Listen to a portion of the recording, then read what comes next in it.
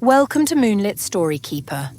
If quiet journeys like this help you relax, you're warmly invited to subscribe and return for a new story each week. Tonight, we are travelling across a moonlit shore, towards a lighthouse that stands at the edge of dreams. Settle in, let the day grow quiet, and simply listen.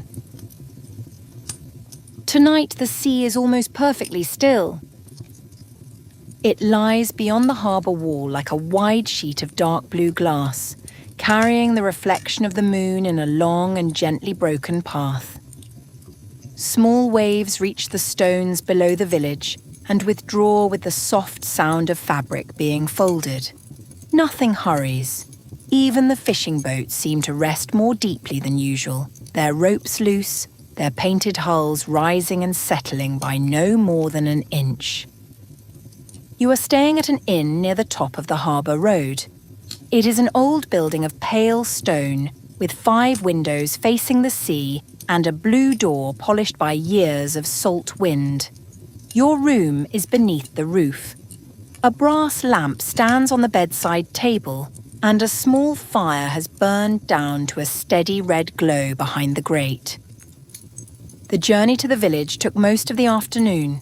A quiet bus followed the coast through fields where sheep stood with their backs to the breeze. Now and then, the road climbed high enough for you to see coves hidden between the cliffs. By the time you arrived, the last shopkeepers were turning their signs from open to closed, and the first harbour lamps had begun to shine. After supper, the innkeeper showed you a shelf of books beside the stairs. There were guides to seabirds, collections of local recipes, and several old tide tables bound in green cloth. You chose one without knowing why. It now lies open on the blanket beside you, its neat columns recording the rise and fall of water for years that have already passed. Near the centre of the book, someone has drawn a small lighthouse in the margin. It stands upon a narrow island beneath 7 stars. Below it, in careful handwriting, are the words, "When the lowest tide meets the quietest night, the old road remembers the way." You look through the window. Beyond the harbour, a line of wet sand has appeared between the water and the foot of the western cliff. It shines beneath the moon. Farther out, where you noticed only mist at sunset, a single amber light turns slowly across the sea. The light passes over the village roofs, touches your window and moves on. It is warm rather than bright. For one moment the room seems filled with the colour of late afternoon. Then the beam returns to the water and the ordinary moonlight settles again upon the floor. You close the tide book and listen. The inn is quiet. Pipes murmur somewhere below. A clock completes a gentle series of ticks in the hallway. Nothing in the night asks you to hurry, yet you know that the road across the shore will not remain until morning. So you put on your warm clothes. You take the innkeeper's small storm lantern from its hook beside the door, although the air outside is calm. In the entrance hall, a covered jug of warm milk and a plate of oat biscuits have been left for late guests. You pour a little milk into a cup, drink it slowly, and return the cup to the tray. Then you step outside, closing the blue door quietly behind you. The village has settled into sleep. Harbour cottages stand close together along the slope, their chimneys making soft shapes against the sky. Nets hang beneath an awning to dry. A row of empty baskets rests upside down beside the fish market, and a handcart has been secured with a length of rope so that its wheels will not turn in the night. You follow the road downhill. The storm lantern makes a small amber circle around your boots, though the moon is bright enough to show every stone. At the harbour gate, you find a narrow set of steps descending to the shore. The bottom step is dark with water, but the tide has withdrawn beyond it. The remembered road begins there. At first, it looks like an ordinary ridge of sand and flat stones. Then your lantern reveals pale shells arranged along both edges, each one turned with its smooth inner surface towards the path. They catch the light one after another, forming two quiet lines that lead across the bay. You walk slowly. The sand is firm beneath your feet, marked by delicate streams where the last water returns to the sea. On either side, shallow pools hold tiny reflections of the stars. A cluster of anemones closes gently beneath the surface. Fine green weed moves in place, although you can feel no current. Halfway across the bay, you pause and look back. The village is a low crescent of roofs and lamps beneath the hill. Your room at the inn is only one dark window among many, but you can picture the folded blanket and the tide book waiting upon it. It is comforting to know that nothing there has been left unfinished. The room is simply holding your place. Ahead, the island becomes clearer. It is smaller than you expected, a rounded rise of grass and stone surrounded by a low wall. The lighthouse stands at its highest point. Its tower is built from pale blocks, weathered silver at the edges. A keeper's cottage rests against its base, with warm light behind two curtained windows. The beam turns above you again.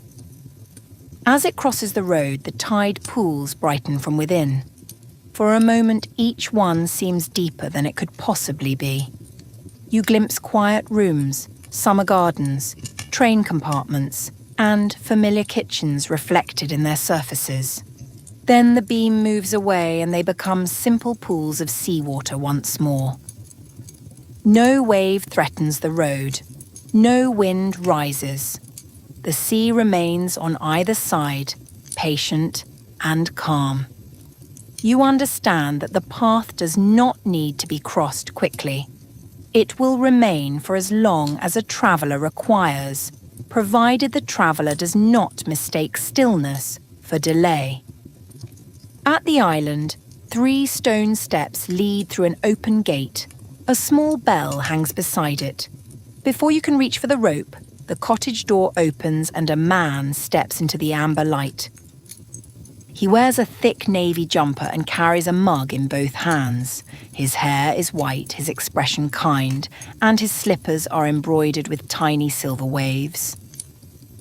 "The road remembered someone tonight," he says. "Come inside, there is plenty of time." The keeper's cottage is warm with the scents of cedar, tea, and bread. A narrow kitchen fills most of the ground floor.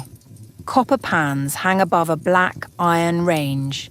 Bundles of rosemary and lavender dry from a beam, and a long wooden table stands beneath the window.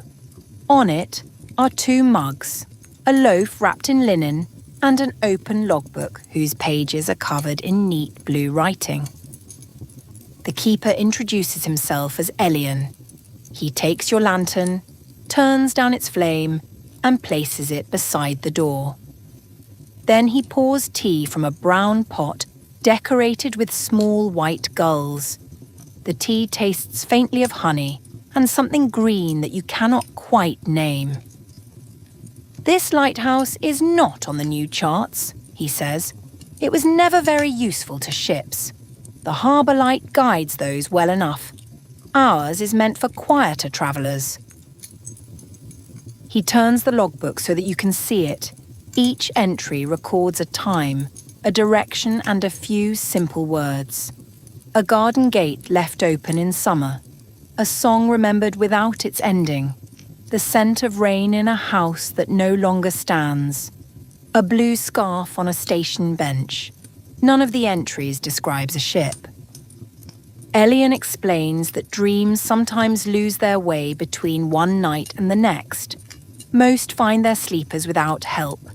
They arrive as ordinary dreams do, carrying old places, impossible rooms, and faces assembled from memory. But some become uncertain. They circle above the sea, not ready to disappear and not knowing where they belong. The lighthouse does not force them towards anyone. It simply offers a calm point by which they may find their direction. Some return to the person who began them. Some travel onward and become a story for someone else. Others settle into the archive beneath the tower until they are ready to change.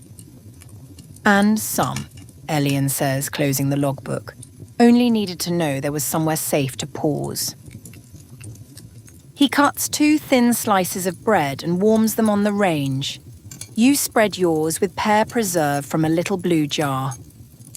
Outside, the beam passes across the kitchen window. Shadows of the herb bundles move along the wall and return to their places. There is no emergency tonight. The lamp is burning steadily. The weather glass shows calm, and the tide will remain low for several hours. Elian has been expecting a quiet watch. Still, he says he would welcome the company on his rounds. You leave your coat near the range and follow him through a green door at the back of the kitchen. Beyond it, a spiral stair curves upward inside the lighthouse wall, while a second stair leads down into the stone beneath the cottage. Elian lifts a ring of brass keys from a hook. "We begin below," he says. "The light makes more sense once you have seen what it is keeping." The lower stair is broad and shallow. It descends only a short distance before opening into a vaulted room beneath the tower. The walls are lined with wooden cabinets, and the air carries the clean mineral scent of stone after rain. Across the centre of the room stand a dozen glass vessels of different shapes. Some are tall and narrow, some round as bowls, and one resembles an old-fashioned bell jar. Each contains a small piece of weather. In the first vessel, rain falls softly through a miniature afternoon. You can see the corner of a garden, 3 broad leaves, and the top of a wooden fence. Droplets gather upon the glass from the inside, slide down, and vanish before reaching the table. Another jar holds a slow fall of snow over a field at dusk. A single gate divides the white ground. Beyond it, a line of poplars fades into lavender distance. The snow never gathers too deeply. Each flake settles, becomes part of the field, and is replaced by another. There is a vessel filled with warm wind moving through linen curtains, one that contains the faint gold light before a summer storm. One in which sea mist drifts between 2 empty deck chairs. None of the weather is fierce. These are the quiet fragments that dreams borrow when they need a season or a sky. Elian checks the labels tied around the vessels. They contain no dates, only descriptions. Rain heard from a safe room, snow beyond a well-lit window, wind carrying the smell of apples, mist that hides nothing dangerous. He asks you to help turn the rain vessel a quarter turn towards the east. The glass is cool beneath your hands. As it moves, the miniature leaves lift, and a small stream begins to run beside the fence. The sound is so soft that you feel it more than hear it. At the far wall, an empty jar waits beneath a folded cloth. Elian says it is for tomorrow's weather, whatever that may be. The lighthouse never fills it in advance. Morning is allowed to bring its own conditions. Before leaving, he lowers the wick of a blue lamp. The weather continues without needing to be watched. Rain falls, snow settles, curtains rise and fall in warm air. You climb back towards the kitchen, carrying the pleasant certainty that each small world knows exactly what it is doing. From the kitchen, Elian leads you into a corridor built inside the thickness of the lighthouse wall. It curves so gradually that you cannot see its end. Small arched windows appear along the inner side, though the corridor should look only into stone. The first window shows a railway carriage travelling through the night. Its seats are empty except for a sleeping passenger whose face is turned away. A reading lamp glows above an open book. Beyond the glass, fields pass beneath a sky full of stars.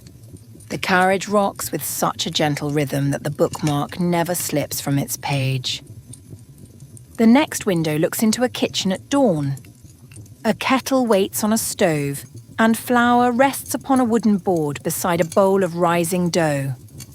Someone has left a cardigan over the back of a chair. No one enters, yet the room does not feel abandoned.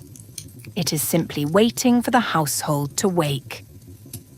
There are windows onto an orchard in late summer, a quiet museum after closing, a cabin beside a frozen lake, and a narrow street where every balcony holds a pot of basil.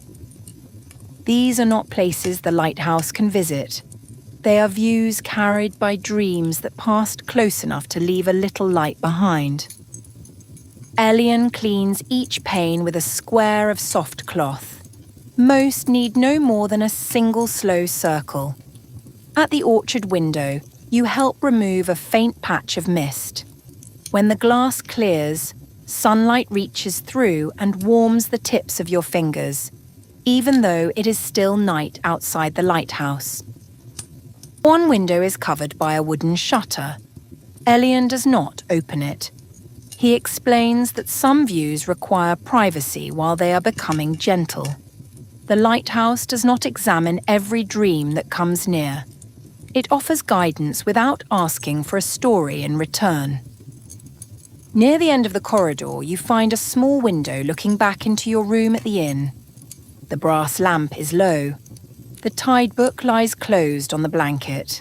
Firelight touches the ceiling above the bed, and everything is exactly as you left it. The sight does not make you wish to return immediately. Instead, it gives you the same quiet reassurance as seeing a porch light from the end of a lane. Your room remains available. Your place has not been taken. You may continue knowing that rest is waiting rather than receding. Elian closes a thin curtain across the window. A view home is useful, he says, but it need not become a command. The corridor ends at another green door. Beyond it, you hear the faint turning of many paper pages. The archive rises through two circular floors at the centre of the lighthouse. Shelves follow the curve of the walls, reached by a narrow gallery and a rolling ladder. Instead of books, they hold hundreds of flat boxes made from blue, grey and cream-coloured card. Each box bears a simple symbol: a key, a feather, a cup, a bridge, a tree with one bare branch. There are no names. Elian says dreams often change owners and meanings, so the archive records only the shape by which each one first arrived. On a broad table lie several open boxes. One contains the beginning of a journey along a canal. You can see a painted boat, a towpath and a line of trees reflected in green water. The dream stops just beyond a bend, not because anything frightening waits there, but because the dreamer woke before deciding where the canal should lead. Another box holds a house with more rooms than its outside could contain. The visible rooms are peaceful: a music room with no instrument, a pantry filled with labelled jars, a conservatory where one chair faces the rain. A folded plan shows blank spaces where other rooms may one day appear. Elian chooses a box marked with a small silver cup. Inside is a dream of tea being prepared for a guest who has not yet arrived.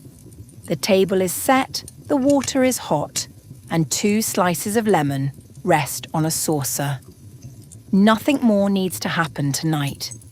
The dream is complete enough to offer comfort, though unfinished as a story. Your task is to place a thin sheet of tissue over it and close the lid. The paper settles without a crease. You tie the box with a pale ribbon and carry it to a shelf marked by a crescent moon.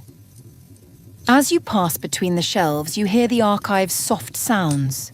A distant bicycle bell rings once. Someone laughs in a garden far away. Rain touches a skylight. A pencil rolls across a desk and comes gently to rest. The sounds never overlap loudly. Each dream keeps its own small space. At the highest shelf is a row of empty boxes. Elian keeps more than the archive currently requires. It is easier to rest, he says, when there is room for what has not happened yet. You place one empty box on the work table for the next arrival. Its clean interior contains no demand. It does not need to be filled simply because it is there. Before leaving, you turn off the gallery lamp. The symbols upon the boxes remain faintly visible in the moonlight. Keys without locks, bridges without destinations, cups waiting patiently beside unseen chairs. The stair begins to climb in earnest beyond the archive. Every few turns, a narrow window reveals more of the sea. The village grows smaller, the harbour wall becomes a pale line, and the remembered road shines across the bay like a ribbon laid upon dark cloth. Halfway up the tower is the lantern workshop. It is a round room with a high bench beneath 3 windows.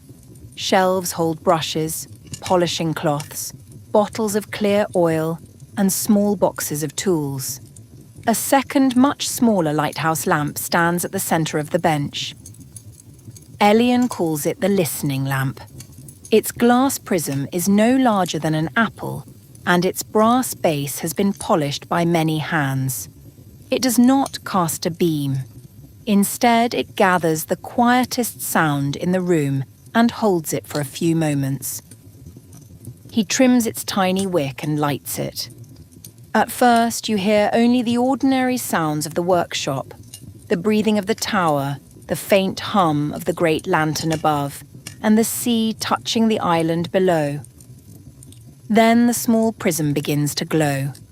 It gathers the sound of a page being turned somewhere in the archive. The sound becomes clear but never loud.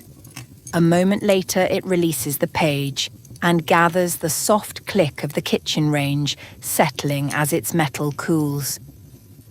Elian explains that the great light needs one quiet sound each night. Without it, the beam can show direction, but not welcome. Ships may follow any reliable lamp, but uncertain dreams require a sign that the place ahead is gentle. Tonight, the listening lamp chooses your own sleeve brushing the wooden bench. It is an ordinary sound, hardly worth noticing, yet the prism fills with warm amber light. You hold still until the glow steadies. Then Elian closes a small brass cover around the flame. Together you polish 3 spare prisms. You work without conversation for a while, each of you turning the glass slowly beneath a cloth. Moonlight moves along the curved surfaces. The task requires attention but no strain. There is no correct speed, only the pleasure of seeing the glass become clear. On the wall hangs a shelf of old lighthouse lenses that are no longer used. Some are chipped at the edge, others have become cloudy with age. Elian keeps them because they once carried light faithfully. Usefulness has ended, but worth has not. When the final prism is clean, he places the listening lamp inside a padded wooden case. You continue upward, carrying the quiet sound with you. The stair opens onto a narrow balcony that circles the tower below the lantern room. The air is cool, but almost no wind moves. A low bank of mist has arrived from the west and spread across the sea, leaving the island and lighthouse above it. From here, the mist looks like a second landscape. Its surface forms pale hills and valleys beneath the moon. The lighthouse beam travels over it in a slow golden arc. Wherever the light passes, small shapes become visible beneath the white surface. At first, they resemble birds. Then you see that each carries a different, impossible outline. One is shaped like a paper boat with windows. One resembles a staircase drifting horizontally through the air. Another is only a warm square of kitchen light, moving as though the room around it has become invisible. These are the unfinished dreams travelling towards the lighthouse. They do not rush or crowd together. Each waits for the beam, changes direction slightly, and continues across the mist. Some pass close to the tower before turning inland. Others circle once and settle towards the unseen archive below. Elian leans against the stone rail. He recognizes none of the dreams, and this does not trouble him. The keeper's work is not to interpret them. A staircase may mean departure to one sleeper and welcome to another. A paper boat may hold a childhood afternoon or simply the colour blue. The light offers no explanation. One small dream approaches more slowly than the rest. It appears as a lamp burning inside a window without a wall. Rain falls on the outer glass, while behind it a chair waits beside a folded blanket. The dream pauses at the edge of the beam. Elian opens the wooden case and lifts the listening lamp. The prism releases the quiet sound it collected in the workshop, cloth brushing gently over wood. The dream window brightens, its rain becomes softer. After a moment, it turns towards the village and travels across the bay. Perhaps it belongs to someone sleeping behind one of those dark roofs. Perhaps it will arrive as nothing more than a feeling of shelter. Either is enough. You remain on the balcony until the last visible shape has found a direction. Mist moves below.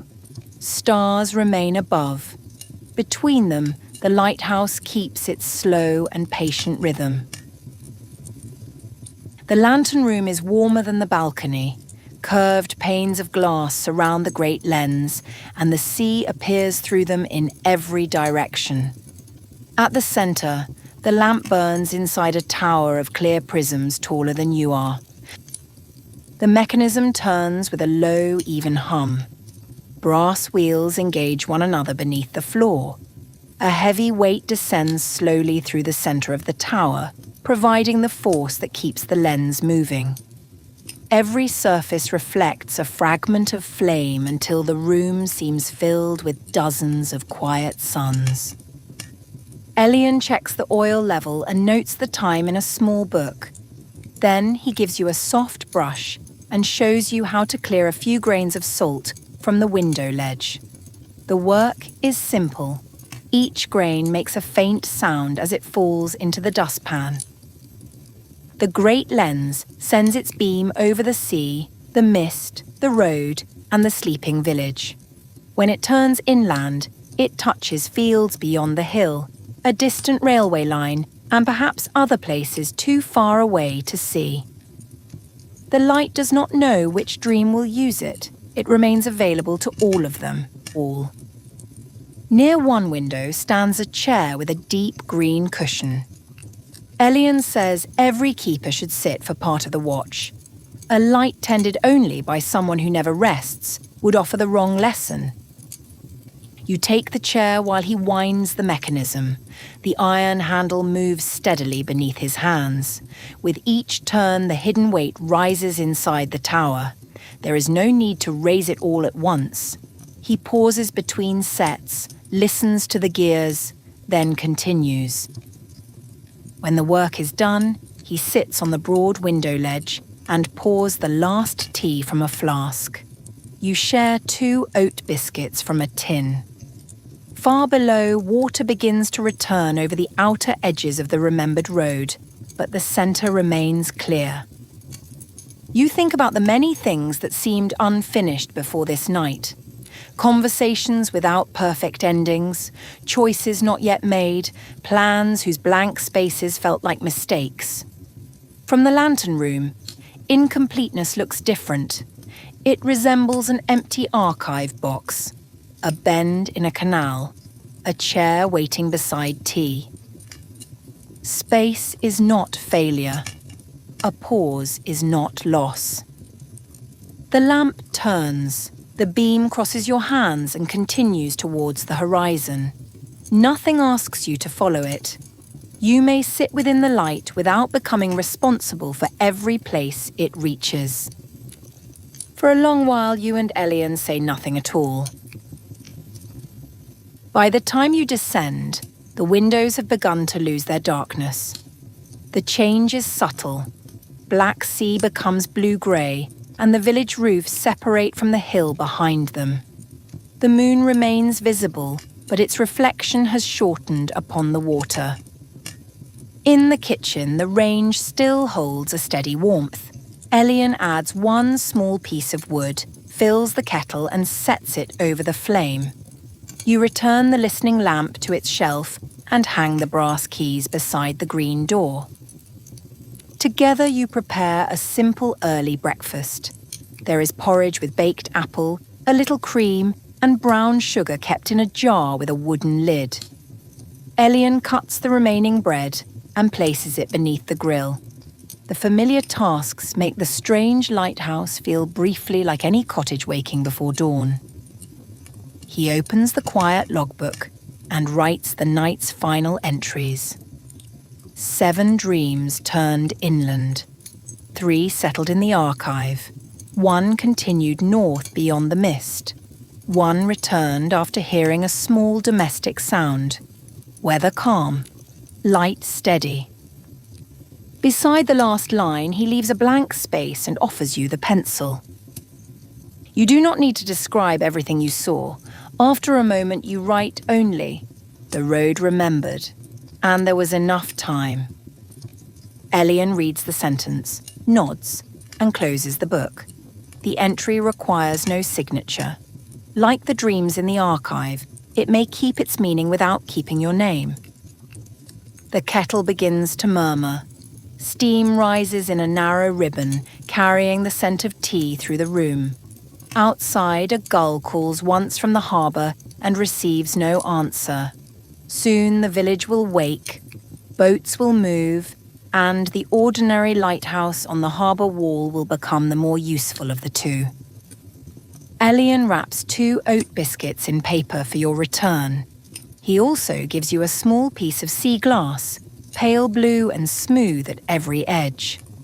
It caught the beam many years ago, he says, and has remembered a little warmth ever since. You put it in your coat pocket. Though the glass is cool, your hand feels warmer around it. At the island gate, morning waits in soft silver light.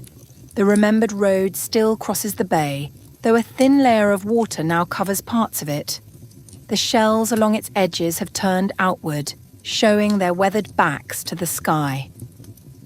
Elian assures you that the road is safe. It does not vanish beneath a traveller. The tide may cover your footprints after you have passed, but it will not erase the ground beneath your next step. You thank him for the tea, the tour, and the quiet watch. He thanks you for the sound given to the lamp. Then he lifts one hand in farewell and returns through the green cottage door, leaving it slightly open for the morning air. You begin across the bay. Water lies no deeper than the soles of your boots. Each step creates a small circle that widens across the path and meets the circles from the step before. Tide pools have joined one another, returning their borrowed stars to the brightening sky. Halfway to the village, you turn. The lighthouse beam makes one final passage over the water. In daylight, it is pale, almost invisible, but you feel its warmth when it reaches you. Then the lantern stops turning. The tower remains, simple and quiet, above the mist. A low wave crosses the far end of the road after you have passed it. Shell by shell, the 2 pale lines disappear. The island grows less distinct, not suddenly, but in the ordinary way distance and morning soften anything no longer needed. At the harbour steps, you remove your boots for a moment and empty a little seawater from each one. The stone is cool beneath your feet, nets stir beneath the awning. Somewhere behind the cottages, a baker opens a window, and the smell of warm bread reaches the shore. The village clock strikes 5. Its notes travel across the water, rounded and unhurried. When you look again, there is only a low bank of mist where the island stood. One amber point remains for a moment, then becomes the reflection of sunrise upon a buoy. You climb the harbour road towards the inn. The blue door is unlocked and a fresh lamp burns in the entrance hall. The inn is beginning to wake quietly. From the kitchen comes the sound of a drawer opening and closing. Someone places cups upon a tray. The hallway clock continues its patient work as though your entire journey has occupied no more than 1 generous hour. You return the storm lantern to its hook. Its glass is clear and its reservoir nearly full. On the late guest tray, the empty jug has been replaced by a pot of tea. A card beside it says, "For those who return before breakfast." You carry 1 cup upstairs. Your room beneath the roof is exactly as it appeared through the distant window in the Lighthouse gallery. The brass lamp is low. The fire has become a bed of dark ash, with 1 red ember at its centre. The tide book lies closed upon the blanket. You place the pale blue sea glass beside it. For an instant, the glass catches the light from the window and sends a small amber shape across the page. It resembles a lighthouse beam, though it may be only morning. You remove your coat and sit on the edge of the bed. The oat biscuits remain in your pocket for later. The tea warms your hands. Outside, harbour boats begin to show their colours. Faded red, deep green, a blue almost identical to the indoor.